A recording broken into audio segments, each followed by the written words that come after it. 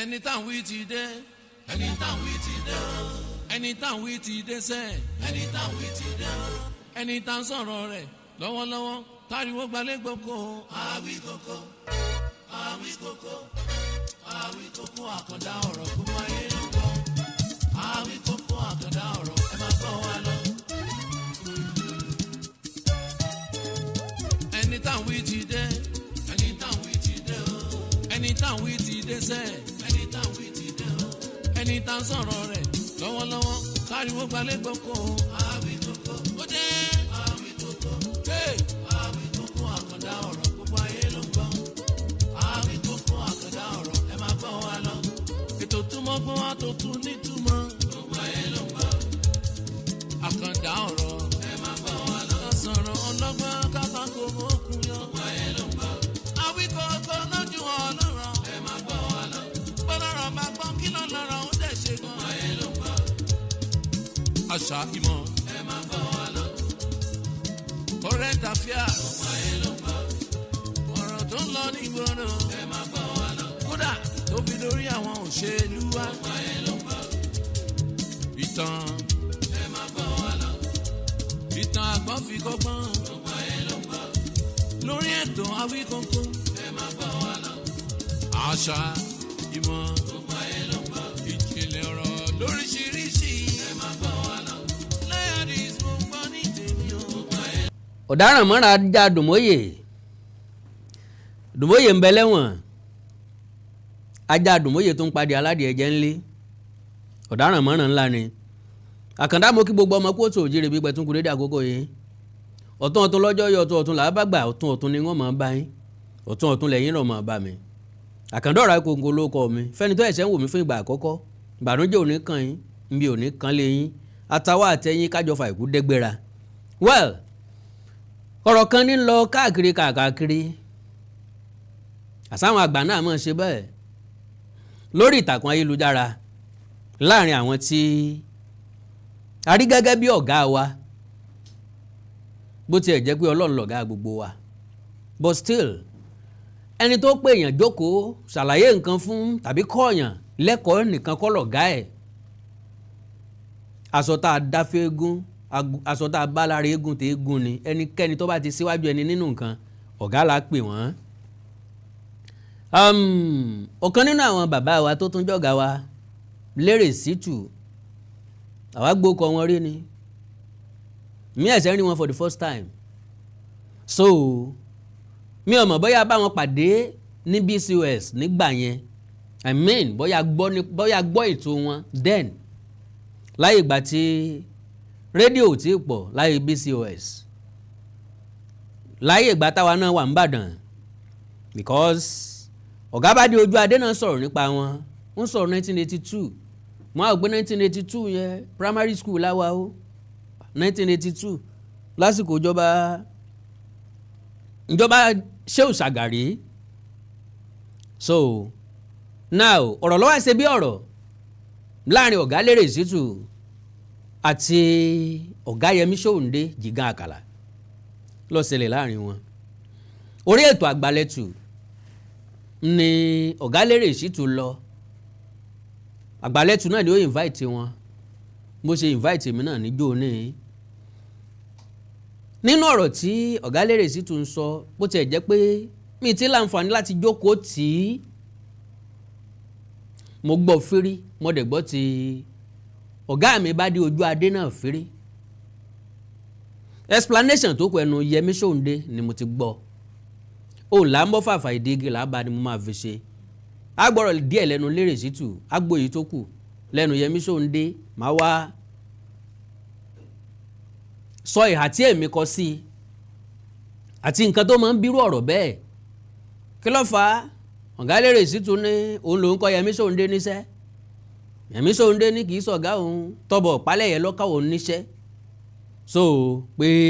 ọ̀gá Lérè Ṣítù ń tanná wá ẹbí ni and again mi mọ̀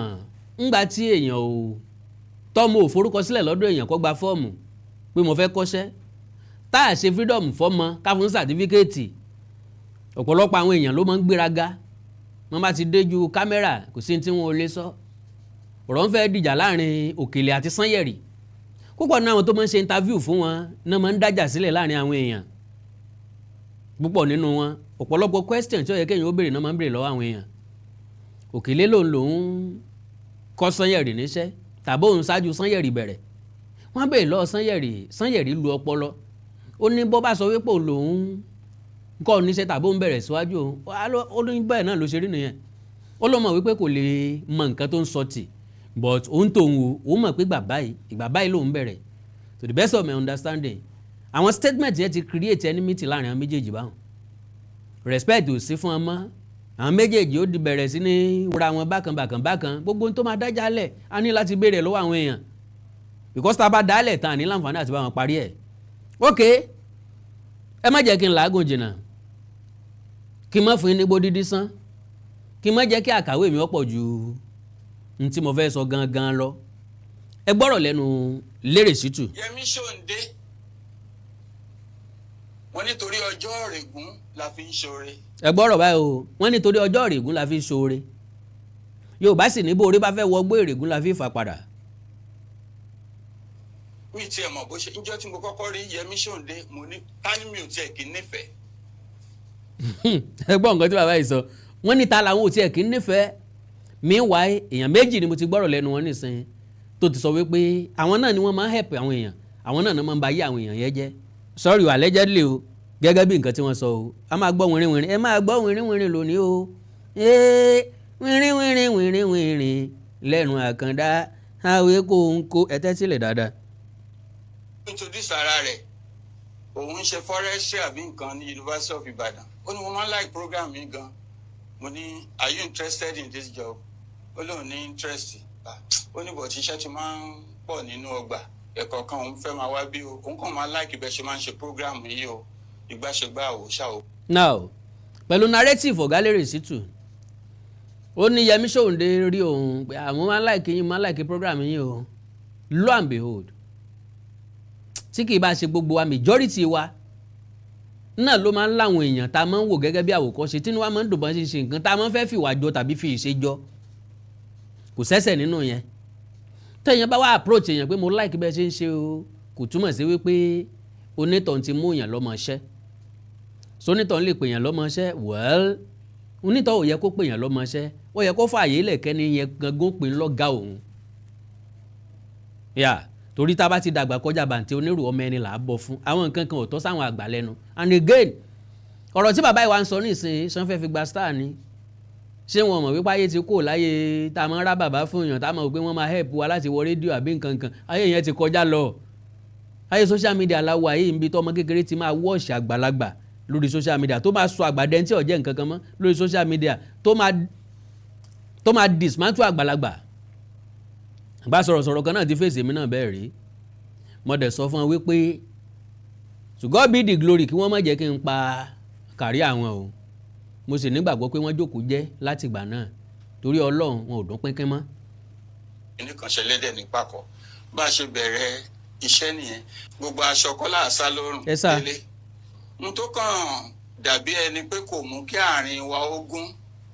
ni pé nígbà tí irú èmi Lérè Ṣítù ti máa nawọ́ ìfẹ́ sí irú àwọn tí Ọlọ́run lò nípa àwọn náà gba ìrírí àti ìmọ̀ látọ̀dọ̀ mi ẹwà mọ́. nínú àwọn tó lọ ń lò láti gba ìrírí àti ìmọ̀ látọ̀dọ̀ wọn àwọn nawọ́ ọ̀fẹ́ sí wọn tọ́rọ̀ bá bẹ̀rẹ̀ sí ní jáde báyìí nísìnyí ṣé bàbá ò ní sáwọlé. àwa gan pápẹ́ bí ẹni pé mi ò mọ Lérè Ṣítù rí kò ságbàlagbà tó lè gbarú ẹ o. mi kì í yájú sá. no ẹ mọ̀ tí ì sọ̀rọ̀ ọ̀rọ̀ Yẹmí Ṣóǹdé wọ́n ní káwọn èèyàn máa wá gan pa lójú àgbàlagbà tàbí sí àgbàlagbà àwọn ò lè gbarú ẹ̀ ṣẹ̀rí pírọ́blẹ̀mù àwa ọmọ Yorùbá wọn bàbá wa sọ̀rọ̀ kan wọ́n ní ojú mi ni wọ́n ti bí ni yọ́ pàgbà tí ń bínú ọmọdé that is ń bí ojú wa ń bí ìlú ti bẹ̀rẹ̀ ó ti wá tó báyìí kò wá ta sí wa mọ́ kò wá bá wa ṣe mọ́ ó ti ń gbéraga gbogbo ẹ̀kọ́ ní gbéraga ẹ̀yin lẹ máa ń fẹ́ kéèyàn wà ní ibi tó wà lọ́dún 10 20 ọdún sẹ́yìn ẹ̀ kí n fẹ́ káwọn èèyàn move kó ibi tán wà ojú tẹ́ fi wò wọ́n 10 years 15 years ago náà lẹ́ sì fẹ́ fi wò wọ́n bẹ́ẹ̀ ṣe treat wọ́n gbà náà lẹ́ fẹ́ fi treat wọ́n nìsín ẹni tó ṣe dáadáa sí wa a mọ̀ ẹni tó ṣe ìdàkejì sí wa a mọ̀ ẹni tó ṣe dáadáa sí wa a mọ̀ láti san padà fún ẹni tó ṣe ìdàkejì fún àwa náà wà múra lẹ̀ dé pé kọ́ mọ̀ cross part wa mo bá ti wá cross lane ẹ̀ báyìí a wà kó fún ẹjá gbọ́rọ̀ lẹ́nu Yẹmí Ṣóǹdé. alágbára o torí mi ò fẹ́ kọ́mọdé rí mi fín mo máa ń bọ̀wọ̀ fágbà kódà ẹni tí mo jù lọ gan màá tún máa lo ẹ fún àmọ́ bí tí n bá ara jókòó mi sí téèyàn bá wá tọ́ mi ń bẹ̀ màá gbé wàá mu sí wọ̀ o béèyàn bá sì ti pẹ́ àgbà tó pẹ́ tágbà bá fẹ́ di àgbà kọ̀ǹtọ́yàn èèyàn á sọ fágbà àgbà ẹ jókòó dáadáa o mo ṣì náà ti bí mi o. ẹni tí wọn ò bí mo ṣe gan-an béèyàn bá fi gírò yàn lọ́nà fún un tó padà sọ̀rọ̀ now ìjàgbá mo ṣáájú ẹ̀ bẹ̀rẹ̀ ìṣáájú ẹ̀ bẹ̀rẹ̀ kò necessary mọ́ láyé ìgbà tá a wà yìí bákan náà ni Austin Emmanuel lónà yìí sọ wípé òun ló ń mú tẹ̀lé lọ sọ́dọ̀ ẹnìkan èmi ni mo kọ́kọ́ lò tẹ̀lé nu móvì mi ó lò tẹ̀lé nu móvì ò túmọ̀ sí pé nu móvì ẹnì tẹ̀lé ti kọ́kọ́ feature rí ó bá yàn pàdé rédíò ńjọ́ kan àbẹ́ni yẹn sọ fún ọ pé òun láìkí program ẹ kò túmọ̀ sí pé ní yẹn ẹ̀sẹ̀ bẹ̀rẹ̀ ńjọ́ yẹn tàbí ẹ̀sẹ̀ fẹ́ bẹ̀rẹ̀ mo ti fi ṣàkàwé rí Yínká Odùmákẹ́ of blessed memory publicity secretary ẹgbẹ́ Afẹ́nifẹ́re wọ́n rí mi ń bàdàn wọn ní ìwọ bọ̀bọ̀ yìí o kàn ṣá jáde from nowhere mo ní no sir we are all coming from somewhere no one is coming from nowhere ọdún báyìí mo ti bẹ̀rẹ̀ ní bọ́mọ ẹ̀ṣẹ̀ mẹ́ni mo ní kò sẹ́ni tí gbọ́ nígbà tí kòkó bá ń ṣe sùn poroporo odó ni mo ń jẹ́ àwọn èèyàn lẹ̀ pé ìyẹn wọn fẹ́ jẹ́ ń bẹ̀ o. ẹ jẹ́ n kọ́kọ́ sọ ilé yìí náà àkọ́kọ́ náà èmi ò ní ọ̀gá méjì o tó kọ́ mi níṣẹ́ sọ̀rọ̀sọ̀rọ̀ ta tọ́ba tẹ́lẹ̀ yẹ̀rú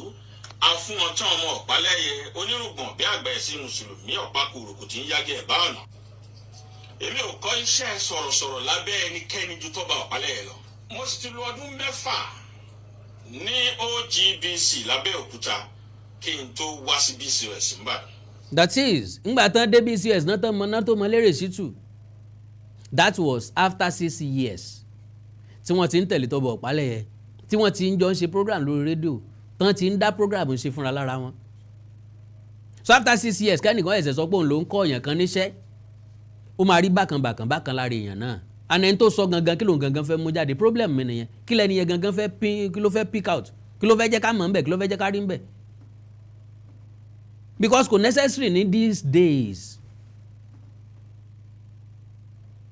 bọ́mọdé bá ti ń pé àgbà kágbà náà mọ̀ pé ọmọdé ayé tá a wọ ayé bù fún mi kí n bù fún ọtọ́pọ̀ lọ́ọ́ ké lódò ni respect ọmọdé kọ́mọ náà respect àgbà so lẹ́yìn ọdún 6 mo dẹ̀ lò 22 years ní BCOS ńbàdàn láàrin 22 years yẹn mo ṣàn káàkiri ọlọ́run fún mi láǹfààní. 22 years plus 6 years that is 28 years nísìnyí Yẹmí Ṣóǹdé tó ń sọ̀rọ̀ ẹ̀ nísìnyí ti ní radio station tiwọn for some years now lẹ́yìn tán kúrò ní BCOS náà di freelancer wọ́n navigate káàkiri wọ́n wá ṣe program lẹ́kọ̀ọ́ wọ́n ṣe program lábẹ́òkúta wọ́n ṣe program káàkiri kẹ́nìkan ẹ̀sẹ̀ wá jáde ní ìsìn kó sọ pé ọmọọṣẹ́ mi ni Yẹmí Ṣóǹdé láì gba certificate lọ́wọ́ yín àfi tẹ́ bá ní fọ́ọ̀mù nínú ilé tẹ́ lè fi proof fún wa pé fọ́ọ̀mù tó gbà lélẹ́yìí ibi tó kọ́kọ́ ẹ̀ sí lélẹ́yìí àdírẹ́sì ilé wọn ni signature mi lélẹ́yìí ìgbà náà lẹ tó dọ̀gá ẹ̀ èèyàn lè bẹ̀rẹ̀ iṣẹ́ síwájú èèyàn kéèyàn ó tún deny pé kì í sọ̀gá òun ṣẹ́ ńgbà tẹ́ ẹ̀ bá ti láǹfààní àtòrí tẹ́ ẹ ṣe fún tọ̀hún. àwọn òyìnbó kì í ṣe gbogbo eléyìí kò sí nǹkan tó kàn pẹ̀lú ọjọ́ orí kò sí nǹkan tó kàn pẹ̀lú jàgbà kò sí nǹkan tó kàn pẹ̀lú ọ̀gá àwa náà ni. sọ káàkiri lọ sáwọn station míì àmọ́ mi ò fi BCOS sílẹ̀ until after 22 years. ìyẹn ni pé ọdún 6 tí mo ti kọ́kọ́ lò ní OGBC ó ti kọ́kọ́ sèmi jiná ná. of course. orúkọ ti ń wà díẹ̀ ó ti ń wà tátàtà. so BCOS tí mo dé ready made market ready made voice ló dé BCOS. mi ò wá torí ìyẹn wá bẹ̀rẹ̀ iṣẹ́ kíkọ́ rédíò lọ́dọ̀ ẹnì kankan ní BCOS o. ok Yẹmí Ṣóǹdé ní àwọn ìgbà táwọn dé BCOS after 6 years lọ́dọ̀ Atọ́batẹ́lẹ̀ Ìyẹ̀rú àwọn ò kọ́ṣẹ́ lọ́dọ̀ ẹnì kankan ní BCOS ńbàdàn lórí ọ̀rọ̀ yìí mo ṣe máa make reference ọ̀rọ̀ ọ̀gá mi Bádé Ojúadé wọ́n jẹ́ kí n yá ṣẹ́jú kan nínú ìṣẹ́jú yín tí n bá padà dé n ó tẹ̀síwájú. God bless you. Ẹ ṣé pọ̀. Mo kí gbogbo etí tó ń gbọ́ wa nílé, mo sì kí gbogbo ojú tó ń wò wá nílé pé ojú tẹ fi ń wò wá ò ní fọ́, etí tẹ sì fi ń gbọ́ wa ò ní di. Orúkọ tèmi ni Godwin tí gbogbo ẹ̀yin èèyàn mọ̀ sí Ìyá Ìjẹ̀bú. Gẹ́gẹ́ bí ẹ ṣe mọ̀ ní ìṣe wa, wípé ìlera yín òun ló jẹ wá lógún. A tún ti dé bí a ṣe ń dé o. Gbogbo ẹ̀yin tí ẹ ní ìṣòro tó jẹ́ pé ọkùnrin tó dàbí obìnrin nínú ilé, ọkùnrin tí ò lè ṣojúṣe ẹ̀ pẹ̀lú ìyàwó ẹ̀, ẹ kàn sí iléeṣẹ́ Godwin. Ẹ̀yin tó jẹ́ pé pépà lẹ máa ń kà lálẹ́, ẹ má ka pépà bò, ẹ kàn sí wa. A ní pákéjì oríṣiríṣi fún yín, a ní 3-in-1, a ní 2-in-1 fẹ́yìn ọkùnrin tó lè jẹ́ kẹ́ tó máa jẹ́ kẹ́ ṣe bó ṣe yẹ kẹ́ ṣe. Bákan náà ni ìṣòro tí a ń pè ní arthritis. Arthritis yìí ó ń ṣọkùnrin ó ń ṣobìnrin, orúnkún ríro, ìbàdí ríro, ọrùn ẹsẹ̀ ríro, ẹlòmíì ó lè jẹ́ osteoarthritis lónìí, ẹlòmíì rheumatoid arthritis, ẹlòmíì ìdẹ̀rẹ̀ kò ní lè bẹ̀rẹ̀ mú nǹkan lẹ̀, ẹlòmíì ò lè bẹ̀rẹ̀ kírun, ó ṣeé ṣe kó jẹ́ sciatica ni, ó ṣeé ṣe kó jẹ́ lumbar spondylosis ni, ẹlòmíì ìdẹ̀rẹ̀ arthritis ni. Tó bá ti di pé ìbàdí ń ro ẹ́ ò lè bẹ̀rẹ̀, ẹlòmíì orúnkún ríro, ẹlòmíì ẹsẹ̀ á máa gbóná, ẹlòmíì àpapọ̀ rẹ̀ á máa gbóná, ẹlòmíì ẹsẹ̀ á máa gbọ̀n, ẹlòmíì ara á máa tá, orí á máa tá, àpapọ̀ ara á máa tá. Ẹ kàn sí iléeṣẹ́ Godwin Ìyá Ìjẹ̀bú. Ẹlòmíì ò lè fojú ọwọ́ ẹ̀ báyìí, gbogbo ọwọ́ á máa ró. Gbogbo ẹ̀yin tẹ́ tí ń lò náà ẹ máa jẹ́rìí sí. Ẹ kàn sí iléeṣẹ́ Godwin Ìyá Ìjẹ̀bú. Bákan náà ni àwọn èèyàn tó ń tọ̀ ìtọ̀ àtọ̀jù. Ìtọ̀ àtọ̀jù yìí ó ṣeé ṣe kó jẹ́ pé prostate enlargement ni. Fún ẹ̀yin ọkùnrin tẹ́ ti lé lọ́mọ 40 ọdún tẹ́ bá ní prostate enlargement, ẹ lè máa tọ̀ léraléra. Ẹlòmíì ò lè rí tọ̀tọ̀ rárá. Ẹlòmíì ìdẹ̀rẹ̀ tó bá fẹ́ tọ̀ á máa ní ìrora. Ẹlòmíì ìdẹ̀rẹ̀ kó tó débi tó máa tọ̀ sí ìtọ̀ yìí ti máa jábọ́. Ṣùgbọ́n obìnrin ní a máa tọ̀ léraléra kó tó débi tó máa tọ̀ sí ìtọ̀ yìí á ti máa jábọ́. Ó ṣeé ṣe kó jẹ́ weakness of bladder làwọn ní, àbí kó jẹ́ infection, àbí kó jẹ́ diabetes insipidus tí a mọ̀ sí àtọ̀gbẹ. Ìyẹn náà lè fà á ká máa tọ̀ púpọ̀ jù. Ẹ kàn sí iléeṣẹ́ Godwin Ìyá Ìjẹ̀bú. Èyíkéyìí tó lè fà á kẹ́ ẹ máa tọ̀ púpọ̀ jù ara iṣẹ́ wa ni. Lára iṣẹ́ tèmi jogún látọ̀dọ̀ bàbá mi. Àtọ̀jù yín gbogbo ẹ̀ ó sì padà sí àyè ẹ̀ bó ṣe tó àti bó ṣe yẹ. Bákan náà ni àwọn tó ní hepatitis, ooru inú ẹ̀dọ̀ ni. Ṣùgbọ́n tí hepatitis bá ti pẹ́ lára, ó lè ba ẹ̀dọ̀ jẹ́, ó lè fà á kéèyàn ní enlarged liver, ó dẹ̀ lè fa oríṣiríṣi ìṣòro sí ẹ̀dọ̀ yẹn. Ẹlòmíì á máa ní àmì bí kínú máa dùn, bí kójú máa pọ́n, kítọ̀ ẹ̀ máa pọ́n. Ẹlòmíì ìdẹ̀rù kò ní rámì rárá, bóyá lọ ṣàyẹ̀wò wá kàn sọ fún pé ó wà positive, ẹ kàn sí wa. Ẹlòmíì ìdẹ̀rẹ̀ ó lè jẹ́ liver cirrhosis lòun ní, èyíkéyìí tí ẹ ó ìbàjẹ́, ẹ kàn sí iléeṣẹ́ Godwin Ìyá Ìjẹ̀bú. Bí mo ṣe sọ̀rọ̀ yìí tẹ́ ní prostate, ó jẹ́ prostate enlargement ni, ó jẹ́ prostate cancer ni, ẹ kàn sí wa. Pẹ̀lú ògo Ọlọ́run ẹ ní rí bákan náà mọ́. Mo ti sọ fún yín gbogbo ìṣòro yòówù kẹ́ ní, ewé àti egbò pọ́nbélé tí àwọn bàbá wa ń lò láyé àtijọ́ tá a ti gbé kalẹ̀ lọ́nà ìgbàlódé tó sì ṣe bẹbẹ lágbára, òun là ń lò fún ọmọdé àti àgbà. Ẹ kàn sí wa, ẹ ní kábàámọ̀ pẹ̀ ṣe bẹ́ẹ̀. Ẹ̀rọ ìbánisọ̀rọ̀ mi ni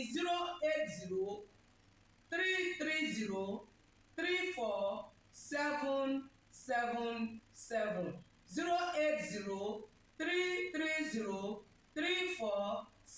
080-330-34777. Ẹ bá wà l'Amẹ́ríkà, kẹ́ ẹ wà ní Spain, kẹ́ ẹ wà ní UK, ibikíbi tẹ́ ẹ bá wà, ó jẹ́ Canada ni, ó lè jẹ́ Port Harcourt ni, ó jẹ́ Abuja ni, ibikíbi tẹ́ ẹ bá wà, ẹ kàn sí iléeṣẹ́ Godwin Ìyá Ìjẹ̀bú. Ẹ bá mi sọ̀rọ̀ lórí WhatsApp, ẹ lè pè mí, ẹ lè fi voice note lẹ̀, ẹ lè fi message lẹ̀ lórí WhatsApp, máa dá yín lóhùn bó ṣe tó àti bó ṣe yẹ. Gbogbo ibi tẹ́ ẹ bá wà lè gbòógì wá máa dé, ẹ sì ní kábàámọ̀ pé ẹ kàn sí iléeṣẹ́ Godwin Ìyá Ìjẹ̀bú. Ẹlòmíì apákan ara ẹ̀ á máa kú, kí ló fà tápákan ara fi ń kú? Ẹ kàn sí wa, ẹ máa mọ̀. Ẹlòmíì ọrùn àdédé máa stiff, ẹlòmíì àyà ló máa dùn, ẹlòmíì ẹ̀gbẹ́ ló máa dùn, ẹlòmíì á máa wúkọ́, ó lè wúkọ́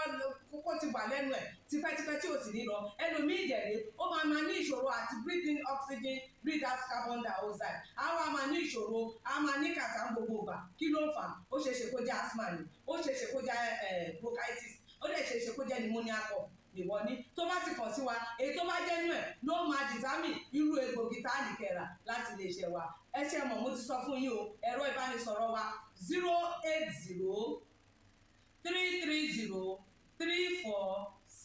080-330-34777. Iléeṣẹ́ Godwin last bus stop yín ni pẹ̀lú agbára Ọlọ́run. Remember, if it is not Godwin, it can never be like Godwin. I used to tell you, health is something to be treasured. Ire o. Ẹ káàbọ̀ padà. Well, àlàyé tí mo ṣe dídásí mi kò túmọ̀ sí pé mo fẹ́ràn wàhálà tàbí mo ń rúná sí i. Gbólóhùn kan tàbí méjì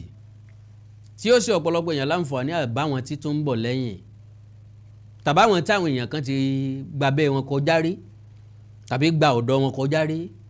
tàbáwọn tó ti ṣe àwọn èèyàn kan lóore kan tàbí kejì rí. Bí ọ̀rọ̀ bá ti kan ìrègùn ká mọ́ ṣèrègùn torí ọ̀gá lérè sùsù sọ wípé torí ìrègùn la ṣe sóore oore kí wàá náà ṣe fún Yẹmí Ṣóǹdé òun náà là ń gbọ́ yìí o àti ìmọ̀ bíi tán ti sóore fún wọn ṣá. wọlé pẹ̀lú ready made material ní tó bá sì kọ lẹ́tà ó fún mi ìwé kí n fún ọmọọba Dàpọ̀ Adérọ̀gbà Ọlọ́run bá fọ̀ kẹ́wọ̀n. original ready made ni mo bá débi Suez and that was 96-97. ṣé mi tí mo ti ń ṣètò ní bí OGBC lẹ́fẹ̀ẹ́ láwà tí mo ti ń ṣètò bàbá ètò pẹ̀lú ọ̀gá mi Tọ́ba Ọ̀pálẹ̀ ni màá wá máa ṣe 5 minutes 3 minutes as one of the crew lórí ètò Agbo Ìfẹ́ tí ẹni tó bá ń ṣètò Agbo Ìfẹ́ wà sọ pé òun lòun kẹ́mi ń ṣe sọ̀rọ̀sọ̀rọ̀ kò possible.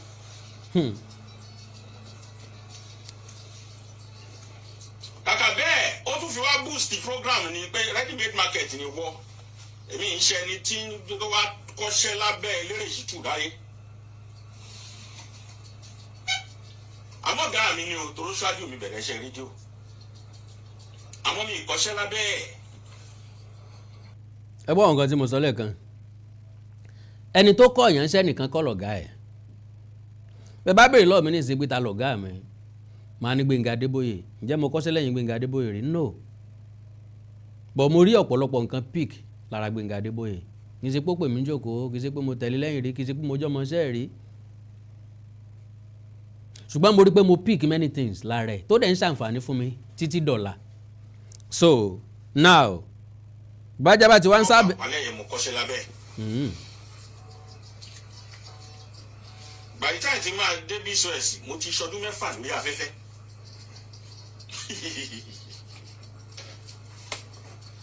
Akọgba túbàká ẹjẹ ń wá síbẹ̀ gan-an kò sí. Now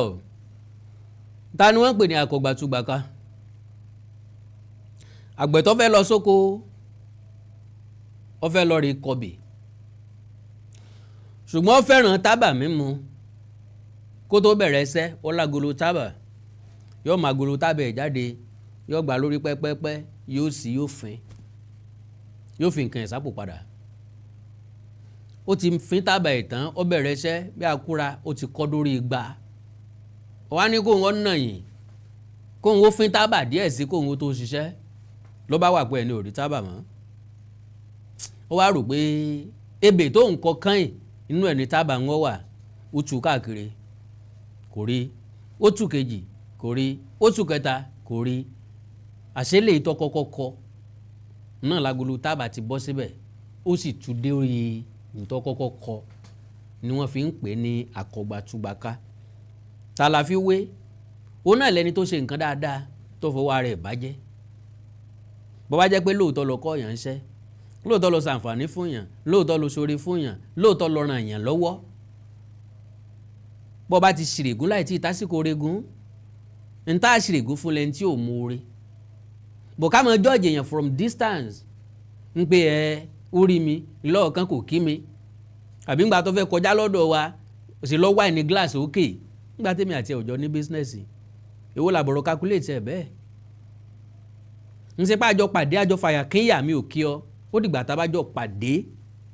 tí mo wá kọjá lẹ́gbẹ̀ẹ́ rẹ̀ tí ń kí ọ ìgbà náà ló tó lè pè ní ìgbéraga ìgbà yẹn ni mi ní excuse láti sọ pé mi ò rí dáadáa. So ìdènà tí ọ̀gá Yẹmí Ṣóǹdé fi sọ wípé akọgbàtúgbàká nílérè sítù.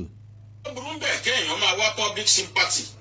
tó bá ti jẹ́ ọ̀nà tó fẹ́ tọ̀ ní tiẹ̀ yẹn. Alright, kí ló lè mú èèyàn máa wá public sympathy? Ẹ mọ̀ jẹ́ ń lo language tó yẹ kí n lò because public sympathy fún kínni òye mi torí iṣẹ́ yìí ó pé ọ̀gá lérè sítù náà ṣùgbọ́n lọ́kàn wọn lè má rí oríyìn tó bí wọ́n ṣe expect ẹ̀kọ́ ní kókó nu eléyìí ìṣẹ́jọ́ alágbàdo Yẹmí Ṣóǹdé kọ́ ni ò jẹ́ kí wọ́n rí torí ọ̀pọ̀lọpọ̀ yẹn ti ń jáde against wọn nísìn ń gbé ń tẹ́ ẹ fojú wa rí ní BCOS ńgbà náà gan-an ṣe rò pa àmọ́ ni àfẹ́ sọ̀rọ̀ ni ṣe fẹ́ ká sọ̀rọ̀ á sọ̀rọ̀. Number 11 téèyàn bá fẹ́ wá public sympathy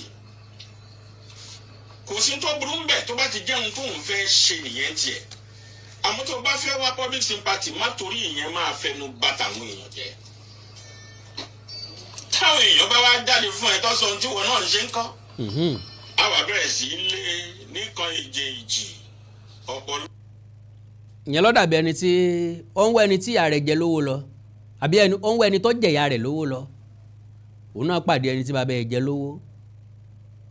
béèyàn bá tọpa odò láì sẹ́rí padà yóò bò olú ẹ̀rí pàdé ìwọ̀nba ni nǹkan dùn mọ́.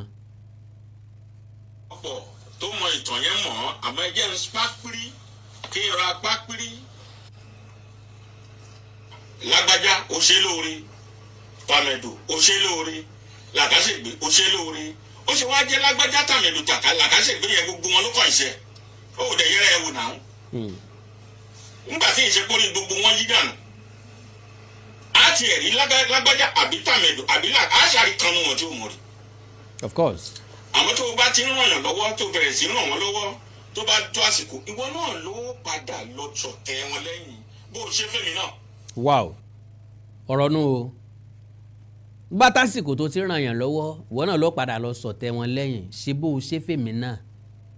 ẹ jẹ́ ń gbà ṣẹ́jú kan lọ́wọ́ yín sí tí n bá padà dé wọ́n tẹ̀síwájú mí nílò àmì fàágùn fún rárá kékeré náà lọ̀rọ̀ tí wọ́n sọ lé lórí God bless you mo ń padà bọ̀.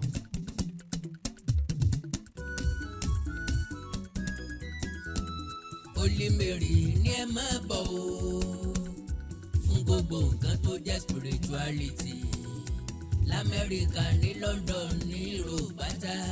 Holy Mary spiritual store ní ẹ máa bọ̀ o. Holy Mary spiritual store àgbà àràgbà ilé ìtajà tọ́kalẹ̀ sórílẹ̀-èdè Amẹ́ríkà níbi tẹ́ ẹ ti máa rí gbogbo nǹkan ìbílẹ̀ rà lọ́lọ́kan òjọ̀kan a standard spiritual store tẹ́ ẹ ti máa rí gbogbo nǹkan tọ́rọ̀ mọ́ spirituality rà spiritual perfume bíi perfume divine grace tí jẹ́ káàánú ọwá ni rí débi kọ̀rọ̀kọ́ndú perfume 77 Holy Michael perfume lẹ́yìn fẹ́ rà divine favour chairman perfume ẹ̀mí mímọ́ perfume Miss Paris àti bẹ́ẹ̀ bẹ́ẹ̀ lọ bákan náà ni spiritual soul àwọn ọṣẹ aṣínà lóríṣiríṣi ọṣẹ aṣẹ́gun ọṣẹ arọ́bí ọṣẹ pègúnrẹ́ ọṣẹ ìtúsílẹ̀ ọṣẹ ìwòsàn bẹ́ẹ̀ bá ṣe fẹ́ ẹ sí ni Holy Mary ń ta spiritual oil òróró bíntù 6 flower òróró pẹ̀lú ọṣẹ tó gallant danduala sasorobia magnet oil ọ̀sọ̀rọ̀bia success oil witches expeller oògùn ọfà àgbo ọfà àpòrò ọfà tó dájú àgbo arthritis àgbo diabetes àgbo fún ìtọ́jú ojú àgbo fún ìtọ́jú ọpọlọ àgbo fún ìsàn jẹjẹrẹ àgbo fibroid àti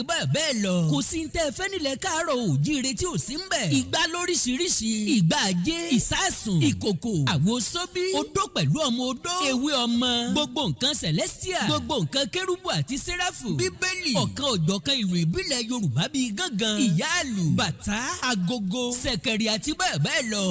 gbogbo ẹ̀ ní Holy Mary spiritual store tó wà ní 7816 Paston Drive District Heights Maryland United States of America gbogbo ẹ̀yin ta America London títí dé gbogbo Europe kanlẹ̀ gbọ̀ngbọ̀ngbọ̀n ẹ fi ọkàn balẹ̀ gbogbo ń tẹ́ ẹ bá fẹ́ ní Holy Mary spiritual store wọ́n ó gbé e dẹnu ọ̀nà yín kókókó bákan náà ni wọ́n ṣe spiritual consultation bóyá ẹ fẹ́ wádìí nǹkan tó díjú tó lọ́jú papọ̀ tó ta kókó ẹ̀yin ẹ sáà ti pè wọ́n sórí nọ́mbà yìí tàbí kẹ́ ẹ bá wọn sọ̀rọ̀ lórí WhatsApp +1 240 486 7267 +1 240 486 7267 tàbí kẹ́ ẹ kàn sí wọn lórí website holymaryshop.online bó o bá fẹ́ wẹ ìgún wẹ ìpè wẹ ìdààmú ayé rẹ kúrò Holy Mary spiritual store ní kó o máa lọ Holy Mary spiritual store ẹbọ kéékèèké ní gbalá ìkúlà ọ̀rọ̀ ayé wa ń fẹ́ àbójútó mójútó ọ̀rọ̀ ayé rẹ yóò sì dára fún ọ. gbogbo nǹkan tó jẹ́ spirituality l'Amẹ́ríkà ní London ní Europe pátá Holy Mary spiritual store ní ẹ máa bọ̀ o. well ṣé ká máa sọ gbogbo ẹ̀ láfẹ́fẹ́ ni. ọ̀ya. èbó ṣe fún Bádé Ojúadé. Bádé Ojúadé ti ń sọ tiẹ̀ o ó ti wà lọ́wọ́ mi already o à á sọ̀rọ̀ nípa tiẹ̀ náà o.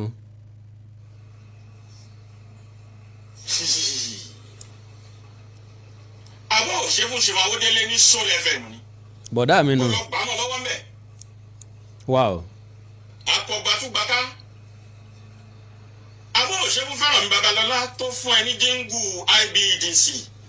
kó bóun voice jíngù ó ti gba ẹ̀yìn lọ gbaṣẹ́ mọ́ Fẹ́rànmi lọ́wọ́ ló ń jẹ́ dọ́là náà. wow. ṣé kí Fẹ́rànmi jáde kó sọ̀rọ̀ ni. àbọ̀ ṣe fọ́dẹ̀ ìlú Ìbàdàn ni. gẹ́gẹ́ bí pòdúsà lórí Ọdẹ Akọni tí yẹn ní sponsor tó pọ̀ bó bá gbó aṣa sí méjì pòdúsà mi ẹ gbà ó. a máa tọ́ ọmọ mi lẹ́nu. nígbà tó wá change pòdúsà tó ń gbẹ́ lòmíì síbẹ̀ ó ní kò gbọ́dọ̀ máa fún pòdúsà yẹn lówó tó ń fún ẹ ìwọ ni kò sì máa fún ó sì ń ṣe pòdúsà mọ́. Can you imagine that? Ó wà gẹ́gẹ́ bí producer program kan BCOS lélẹ́yìí state radio station ni ẹnìkan kan lágbára lórí ẹ̀ àfọ̀gá àgbà pátápátá ọ̀gá àgbà ni àbí program director ni yóò yan producer fún program kọ̀ọ̀kan láì ìgbà tí program níyì la máa ní program producer ok ọ̀dà ó ṣe producer fún program kan program tó ń ṣe producer fún owó tí ẹni tó ní program ń fún ẹ kò sí lára sálárì ẹ radio station ọ̀mọ̀ nípa ẹ̀ òun kàn wó pé kó máa tip ẹni tí ń bá òun ṣiṣẹ́ kórí ẹ̀ ó lè yá kó lè bóun ṣiṣẹ́ ní dáadáa alright wọ́n wá gbé ọkọ̀ gẹ́gẹ́ bí producer program yẹn wọ́n gbẹ́ lómi síbẹ̀ àǹfààní tí wọ́n ń jẹ ó wàá fẹ́ kẹ́ni yẹn ó jẹ́ iṣẹ́ tó ò ṣe ó wàá fẹ́ máa gbowó ẹ̀ irú ọ̀gá àwọn nu sọ́gà tó fẹ́ sí règùn rèé àbí ò rí bẹ́ẹ̀ ẹja sọ wípé ọ̀gá mi àlẹ́ jìyìn ni sá. gbẹ́tò ẹ lórí tẹlifíṣàn ibi wọn ló ta ọdẹ pa. tó o ní kọ́ má jẹ́ kọ́jẹ tó ń ṣe rédíò kó tó ṣe tẹlifíṣàn ilé adéte ètè pọ̀ àti ọ̀tẹ̀ ní BCOS. ilé akéde wọn ń pè ó wọn ti wá change sí ilé adéte. ok now ọdẹ ìlú Ìbàdàn ṣe program ọdẹ lórí rédíò ó fẹ́ ṣe ní TV ìwọ wá ní kí wọ́n change ẹ̀ kí wọ́n gbé ti TV program fún ọdẹ míì Ọbàdàn. one beautiful collection of stars ni wọ́n ń pè. ṣé ká máa tú síta ni ṣé ká bẹ̀rẹ̀ sí tú. ẹ ti ń tú already bọ̀dá. fábàlẹ̀ kó gbọ́ mi dáadáa akọgbà túgbàká kí ló dé tó o fẹ́ máa jẹ níbi tó o ṣe síná. I don't know. akọba tẹ́lẹ̀ yẹ̀rú afún ọtọ́ ọmọ ọ̀pálẹ̀ onírùgbọ̀n bí àgbẹ̀ sí mùsùlùmí ọ̀pá kúrúkù tí ń yágẹ̀ ẹ̀ bá ọ̀nà tọ́ba ọ̀pálẹ̀ lọ̀gá mi tó kọ́ mi ń ṣe. kódà láìsí láyé tọ́ba ó sì ń jẹ́ oúnjẹ ìrẹsẹ̀ ẹ̀ lọ́wọ́ mi dọ̀la. torí gbogbo ẹbí tọ́ba àgàgà ọmọ tó bí àtayá ẹ̀ ìjẹta àbíjẹrin láṣẹ lọ ṣe 20 years remembers. ẹ̀tọ́ tó yẹ kẹ́mi ṣe fọ́gà tó kọ́ èmi ń ṣe èmi ò ń jọ̀ òun mò ń ṣe ó ń ṣọ̀gá mi tó kọ́ mi ń ṣe débi tó máa wá jókòó wá tẹ̀tẹ̀tẹ̀ síbi tó ti jẹ ká ṣùgbọ́n má tọwọ́ bọ̀ mí lẹ́nu kí n máa gé ẹ̀jẹ̀ o mo ṣe rán bí mi sí o. ẹ̀tọ́ tó yẹ fọ́gà látọ̀dọ̀ ọmọṣẹ́ èmi kì í ṣọmọjẹ́ tí ń rọ̀gà fín àbí tí ń tojú ọ̀gá mọ́lẹ̀ láyé fún àbàdà mo ń ṣe fẹ́ bíi tọ́ba ọ̀pálẹ̀ yẹn lọ́ọ́ béèrè fún ara rẹ lọ́ọ́ béèrè. àbọ̀ ògbọ́n tí mò ń sọ ni wọ́n kọ́ lọ̀gá mi wọ́n kọ́ ló kọ́ mi iṣẹ́ o lè ṣáájú mi dẹnu rédíò gẹ́gẹ́ bẹ́ẹ̀ ọ̀gá ló jẹ́ ṣùgbọ́n ìṣìṣìṣì má jókòó síbi tó o ti ṣe ló fẹ́ jẹ́ ńbẹ̀ o má mú tèmi mọ́ tó bá ti ń ka àwọn tó kọ́ ń ṣẹ́ àbáwọn tó gbára ẹ̀ kọjá yọ tèmi sẹ́gbẹ̀ẹ́ wọ́n kọ́ ló kọ́ mi o.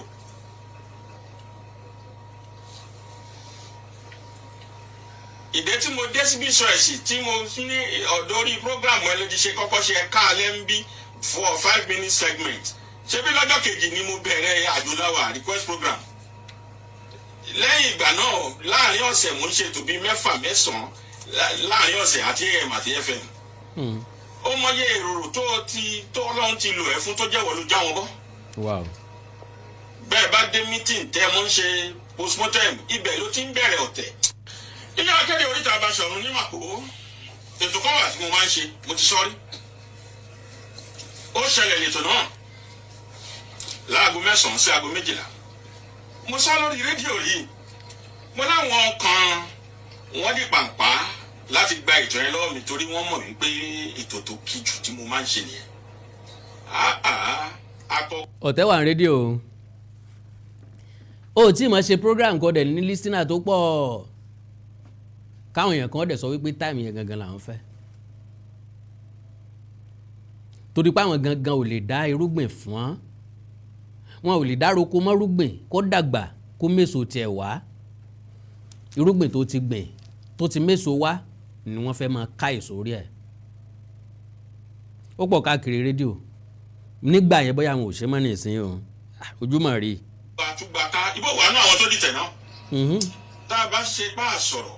a kàn fẹ́ sọ̀rọ̀ ni o. iṣẹ́ tó rán jọ sí ọmọ léńjeléńje rẹ tó fi rán ó jíṣẹ́ lọ́hùn-ún náà ń. bá a mọ̀ a mọ̀ a kàn ṣe bá a mọ̀ ní. tó bá jẹ́ bẹ́ẹ̀ ló ṣe ń ṣe ẹ̀yìn inú Ọlọ́run nu. má dínà mọ́ ọ̀yàn má ṣoore jókòó tì í má ṣoore má sí ègún ó nítorí ìrègùn la jẹ́ ń ṣoore kí ni kọ́lọ̀ ń wá ṣe. àbí o Ọlọ́run tó fún aláfẹ́fẹ́ àlàáfíà tí ó béèrè nǹkan kan lọ́wọ́ wa kí wàá ní kọ́lọ̀ ń ṣe. tó bá ń wá public sympathy má torí ẹ̀ máa bá tàwọn èèyàn jẹ́ béèrè sympathy ẹ̀ jẹ́jẹ́ bó bá yí ńlẹ̀ kó yí ńlẹ̀. bó bá sunkún bó bá jó. kó fi dúpẹ́ lọ́dọ̀ Ọlọ́run. gbogbo ṣoore ló máa gba ẹ̀san oore. ṣìkàṣìkẹ̀ náà á sì gba ẹ̀san ìka rẹ̀. ọmọdé ṣòro ṣe o ṣé o rántí lẹ́tà àjọ sí àbí kí n kà sórí atẹ́gùn. ó yẹ bá ń kà. ó ṣe jẹ́ àwọn tí Ọlọ́run bá lò ẹ́ fún ìwọ ló máa ń fẹ́ wá bó ṣe máa jábọ́. Oríyọmí Àríwí bẹ́ẹ̀ bẹ́ẹ̀ lọ́wọ́ àmìsáàtì àrísọ àmọ́ mi ò wá gbèjà ẹnikẹ́ni mo wá sọ̀rọ̀ straight ni mo wá set record straight ni n tó kan èmi ń bẹ̀rẹ̀ mi sọ yẹn o kọ́ mi ń ṣe o ìsìn ṣọmọṣẹ́ rẹ o tọ́ba ló kọ́ èmi ń ṣe o ọ̀gá mi ò pé méjì o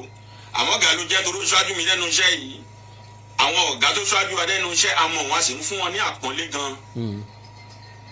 àjọ aláṣọjẹ tó dáa lóòótọ́ ṣùgbọ́n ṣe wá jẹ́ tó bá jẹ́ pé kínkínní báyìí ló wá dàbí pé ó fẹ́ rọ́ọ̀fù díẹ̀ láàrin ẹni tí ẹ ti jọ ní àjọṣe tó gún mọ́ ó wàá gbé sórí. ó bá kọ lẹ́tà NYSC fún mi èmi náà ṣètò tó ti rí àgbéga lẹ́yìn tó kúrò lẹ́nu iṣẹ́ ìbórí ètò mi náà ti rí ẹ pẹ́ńsọ́nà. àríṣe àríkà ìwọ ló sọ bẹ́ẹ̀. ṣé ń gbà tó ṣiṣẹ́ lọ́dọ̀ wa ń bí ẹ̀ gbà nǹkan kan rárá ni gbogbo àwọn station agent ṣáàsanwó ẹ ní ẹ má jẹ́ àtọwọ́ bọ̀ o ká máa gbé rìsíìtì payment rìsíìtì sórí atẹ́gùn. ẹ gbé jáde. ó dà ká máa pọ́nra wa léwu. ẹ gbé jáde náà. bí àgbà bá lọ so àgbàdo mọ́dì yóò dá láwàdà jẹ. yóò dá láàrin fi àdìyẹ o kò sì yẹ kó rí bẹ́ẹ̀ o. bó o bá ṣe sympathy public lọ́tọ̀ má torí ẹ̀ bá tàwọn tó pè lọ́mọ rẹ jẹ́ náà. ó lè ṣọ lónìí kó tún ṣe dáadáa fún ẹ lọ́la ẹ tó ṣe burúkú fún ni lẹ́nu lè ṣe dáadáa sí ni lọ́la ṣé ó ti wá tán náà nìyẹn ni àti kí tún di àhẹ́n.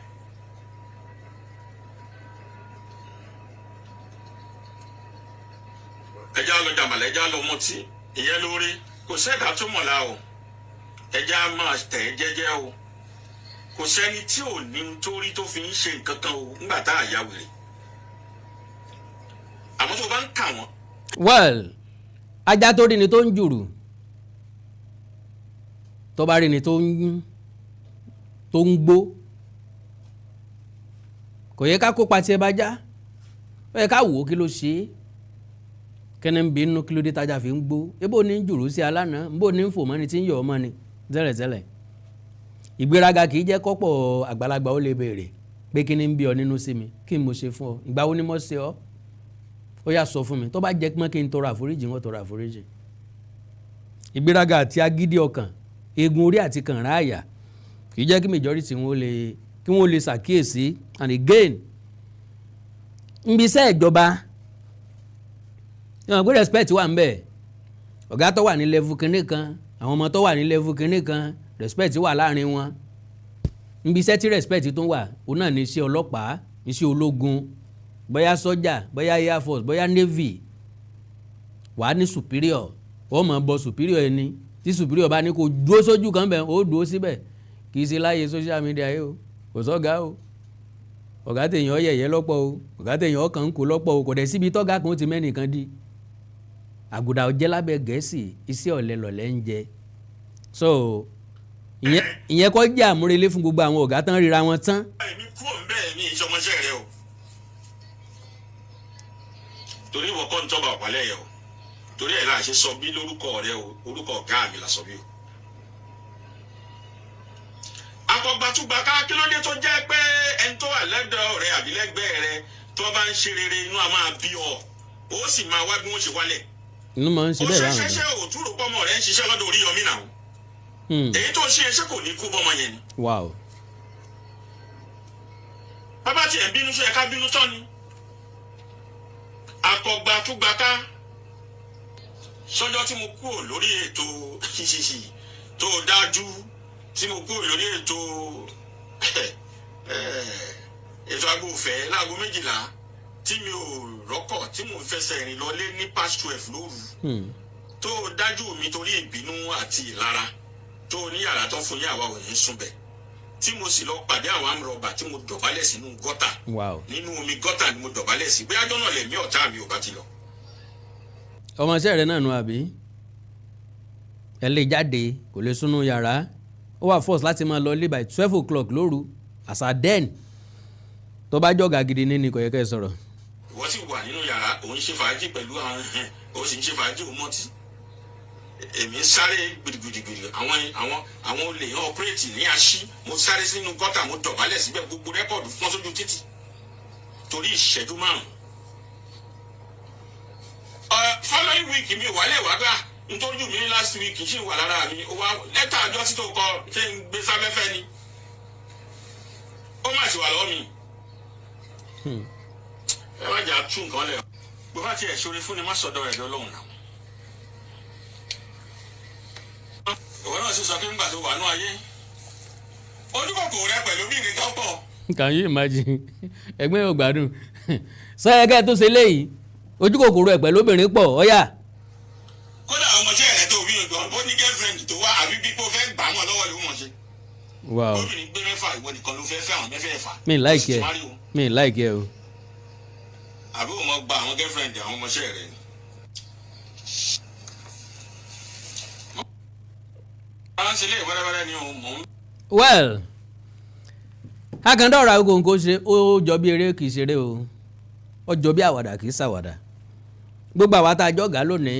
ẹ̀já rántí ọ̀la ẹ̀já píìkì ọ̀la mọ́ gbogbo nǹkan tá a bá ń ṣe torí gbogbo àwọn tá à ń kọ́ ohun àwọn náà padà dọ̀gá wọn ó dàgbà àgbà ò ní dọ́lọ́hún tálíkà ó dolówó olówó ò ní dọ́lọ́hún ẹ̀já rọra ṣe torí ò ní kọ́ ọ̀run àpáàdì ọ̀run rere ayé àgbẹ̀sán wa láyé o bẹ́ẹ̀ yóò tiẹ̀ wọ náà ọ̀run àpáàdì yóò kọ́kọ́ gbẹ̀sán ẹ̀ látàyè kó tó lọ àkàndọ̀rọ̀ àwòkòǹkò àjáwọ̀ àrọ̀ àwòkòǹkò àsọ̀rọ̀ lójú ọlọ́rọ̀ ẹ jẹ́ ohun ṣe lè ń gbọ́lá fún ná possibly mo lè wá pẹ̀lú ọ̀rọ̀ bá dé ojú adé fasos lérè sítù ọjọ́ ọjà ọ̀rọ̀ ló pé là ń na ọmọ táyé bí láyé ń pọ̀n aṣọ ọ̀gbàlá dá fúngbà lẹ́ẹ̀kan sí gbogbo ẹ̀yin tí ẹ fẹ́ kí ọmọ yín ó darapọ̀ mọ́ wa lórí ẹ̀kọ́ èdè Yorùbá ìmọ̀ nípa àṣà Yorùbá ẹ̀yin tí ẹ wà lókè òkun mọ̀ sọ́npa rẹ o kò sẹ́ni tó wà lórílẹ̀‐èdè Nàìjíríà tí ò gbọ́ tàbí tí ò lè sọ Yorùbá o ẹni tí ò bá wá lè sọ Yorùbá á jẹ́ pé fúnra lára ẹ̀ ni o. So ẹ fẹ́ forúkọ ọmọ yín sílẹ̀ ìforúkọsílẹ̀ ń lọ lọ́wọ́ a máa bẹ̀rẹ̀ ní 1st week of June pẹ̀lú ògo Ọlọ́run ní ṣe pé wọ́n fẹ́ lọ fi ṣe wáyẹ̀kì bí kán lè sọ èdè Yorùbá kí wọ́n dẹ̀ mọ àṣà Yorùbá ní tá a fẹ́ kọ́ nìyẹn Ọlọ́run ràn wá lọ́wọ́ ẹ já sọ̀rọ̀ lórí WhatsApp nìkan +2349048519362 +2349048519362 ẹ like follow page mi lórí Facebook Awikonko TV Awikonko television ẹ subscribe sí YouTube channel mi Awikonko TV ẹ ní nǹkan pàtàkì tẹ́ fẹ́ ká jọ sọ ẹ já sọ lórí WhatsApp +2349048519362 904-851-9362. Èdè àti àṣà ilẹ̀ káàrọ̀ òjìrè òní wọ́mi o, orílẹ̀-èdè ilẹ̀ káàrọ̀ òjìrè òní dàrú, ìlú ẹnìkọ̀ọ̀kan wa yóò tòrò mẹ́nẹ́mẹ́nẹ́ ajú àṣẹ o. Awikonko Development Fans Club, ilé aláyọ̀ ilé wa. Awikonko Development Fans Club, ilé aláyọ̀ ilé wa. Ẹgbẹ́ tó dúró fún ìdàgbàsókè àti tẹ̀síwájú èdè àṣà àtún àjogúnbá ilẹ̀ Yorùbá. Ẹgbẹ́ tó fẹ́ ìrẹ́pọ̀ gbogbo ọmọ Yorùbá tó tún gbé àṣà àti ṣe Yorùbá lárugẹ. Awikonko Development Fans Club, ilé aláyọ̀ ilé wa. Awikonko Development Fans Club Worldwide, ẹgbẹ́ tí kò rọ̀gbọ̀kú lé ìjọba, ẹgbẹ́ tó dúró fún ìdàgbàsókè àti ìtẹ̀síwájú èdè àṣà àtún àjogúnbá ilẹ̀ Yorùbá pẹ̀lú àtìlẹ́yìn gbajúgbajà pèdèpèdè ní àkàndá ọ̀rọ̀ Awikonko, ẹgbẹ́ tó ń fẹ́ ìrẹ́pọ̀ gbogbo ọmọ Yorùbá, ẹgbẹ́ tó ń gbé àṣà àti ṣe Yorùbá lárugẹ, ẹgbẹ́ tó dúró láti ṣàtìlẹ́yìn tó gbọngbọ́n fún àkàndá ọ̀rọ̀ Awikonko àti àwọn ètò rẹ̀ káàkiri àgbáyé. Àǹfààní wà láti darapọ̀ mọ́ wa. Ẹ bá wa sọ̀rọ̀ lórí WhatsApp nìkan, ẹ lè pè wá, ẹ lè send text message tàbí voice note pẹ̀lú àwọn nọ́mbà wọ̀nyí: +234-8053270136 tàbí ààrẹ ẹgbẹ́ Adéolú Adékọ́lá lórí +17048912729. Awikonko Development Fans